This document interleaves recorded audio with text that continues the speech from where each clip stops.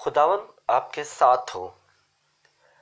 आज 16 सितंबर सन 2019 की सुबह की दुआ और चाय की प्याली में आपको खुशामदीद।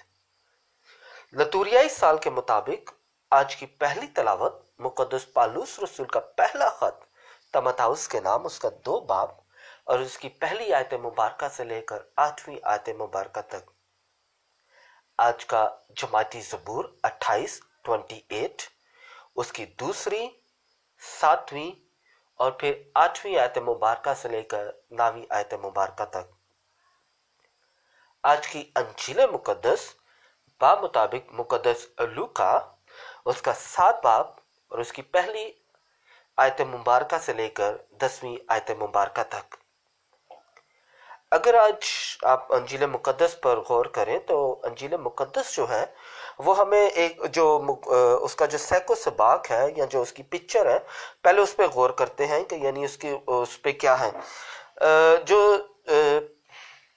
अक़दस इक़्तिबास हम खुदावन के जिंदा पाक कलाम में से पढ़ते हैं मुकद्दस लूका की अंजील में से, वहाँ पर एक रोमी सूबेदार है, यानी सूबेदार जो का मतलब है रिस्पॉन्सिबल कह सकते हैं आप, या काउंसलर कह सकते हैं, या गवर्नर कह सकते हैं, सूबेदार। तो वो जो है वो उसने यहूदी बुजुर्गों को इस बात पर माइल किया है कि वो जाकर खुदावन यीशु मसीह से इल्तिजा करे कि वो उसके गुलाम को शिफा बख्शे। यानी इसका ये मतलब है कि यानी वो जो सूबेदार था वो यहूदी बुजुर्गों के साथ अच्छे मरासम रखता था, और आगे जो यहूदी बुजुर्ग हैं वो इस चीज़ का इकरार करते हैं कि वाकई यानी वो जो रोमी सूबेदार है वो एक अच्छा इंसान है। मगर यहाँ पर एक चीज़ याद रखने की ज़रूरत है कि यानी उसने यीशु की खबर सुनी हुई थी, यानी वो यीशु से कभी मिला नहीं था, सिर्फ उसकी खबर सुनी हुई थी, और जो खबर उसने सुनी थी उसी खबर पर उसने यहूदी बुजुर्गों से गुजारिश की।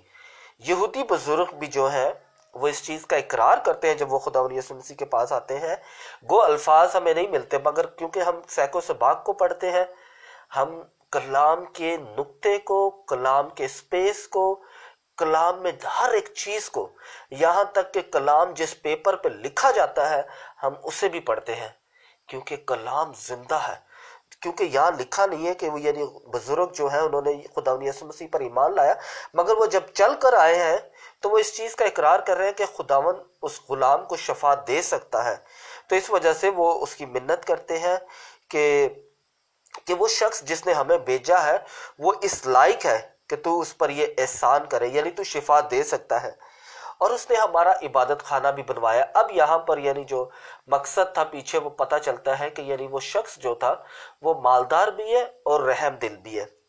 अब थोड़ा सा आगे जाते हैं तो खुदावंद यीशु मसीह बगैर, यहाँ पर कोई अल्फाज नहीं है कि यानी खुदावंद यीशु मसीह ने हाँ कहा या ना कहा, आराम से वो उनके साथ चले जाते हैं खामोशी के साथ। और अभी वो दूर ही था।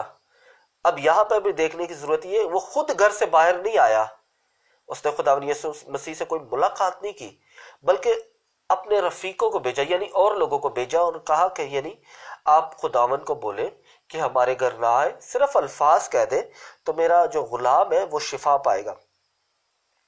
इस सारे अमल में अगर आप देखें तो सारे अमल में जो रोमी सूबेदार है उसकी खुदावंद यीशु मसीह से शख्सी मुलाकात नहीं हुई। वो सिर्फ और सिर्फ सुनी हुई बातों पर यकीन कर रहा है कि खुदावंद यीशु मसीह जो है वो शिफा दे सकता है।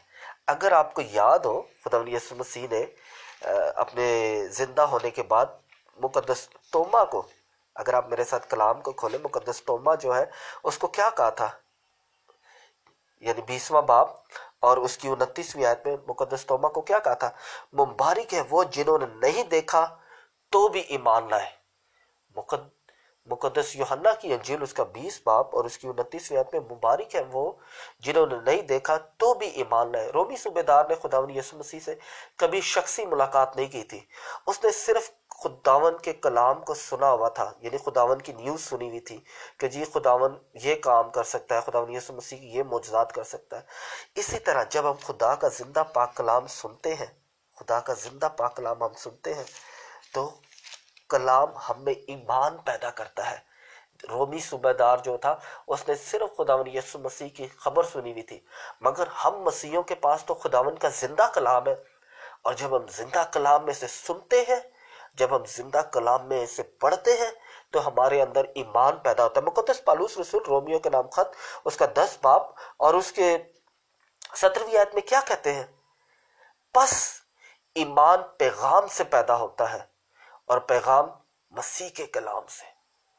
मसीह का कलाम जो है वो हमें पैगाम ईमान पैदा करता है, और ईमान पैदा करता है वो अपना फल लेकर आता है। किस तरह फल लेकर आता है? अगर आप मेरे साथ कलाम को खोले, इशाया उसका 55 बाब और उसकी 10वीं आयत मुबारका से लेकर 11वीं आयत मुबारका तक, क्या खूब तशबीह दी है खुदा के कलाम को, कि किस तरह खुदा का कलाम जो है जब हम सुनते हैं तो वो हमें ईमान पैदा करता है, और जब ईमान पैदा करता है तो क्या होता है? आई मेरे साथ कलाम को खोले, इशाया उसका 55 बाब उसकी 10वीं आयत मुबारका से लेकर 11वीं आयत मुबारका में कुछ यूं लिखा हुआ है, और जिस तरह से कि आसमान से बारिश होती और बर्फ पड़ती है और फिर वहां वापस नहीं जाती बल्कि जमीन को सैराब करती है, उसकी शादाबी और रौंदगी का बायस होती है ताकि बोने वाले को बीज और खाने वाले को खुराक दे, ऐसा ही मेरा कलमा होगा।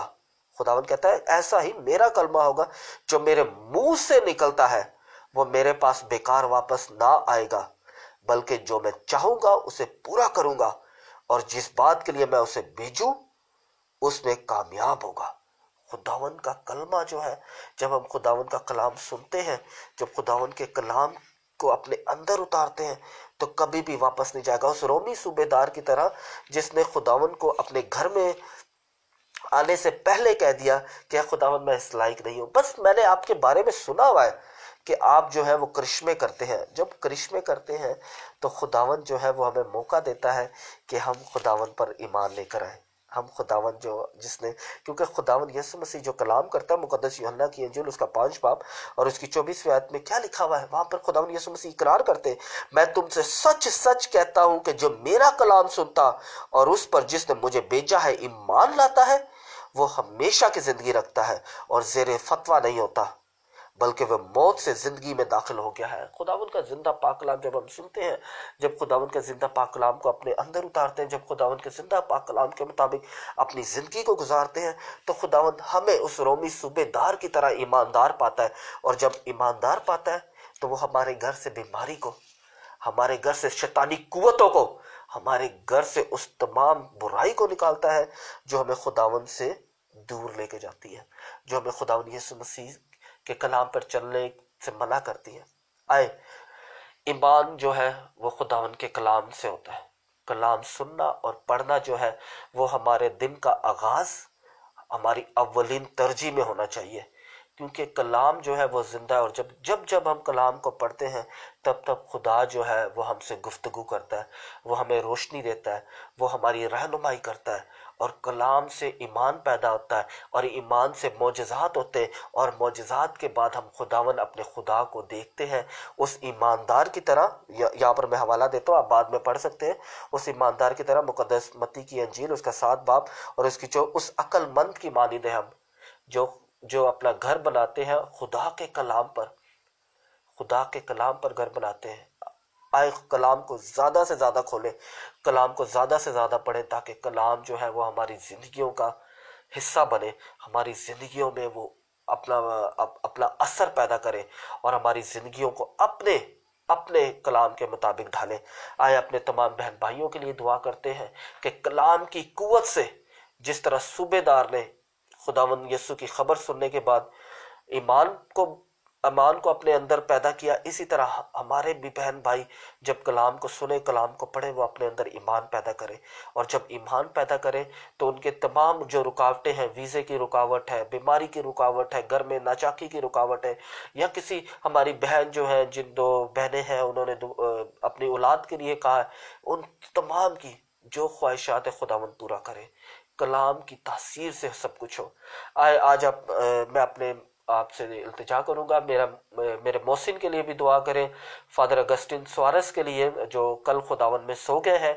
और मेरा ईमान है कि उन्होंने कलाम के मुताबिक अपनी ज़िंदगी गुजारी है और खुदावन ने उन्हें मुक़द्दसों के टोलों में शामिल किया है।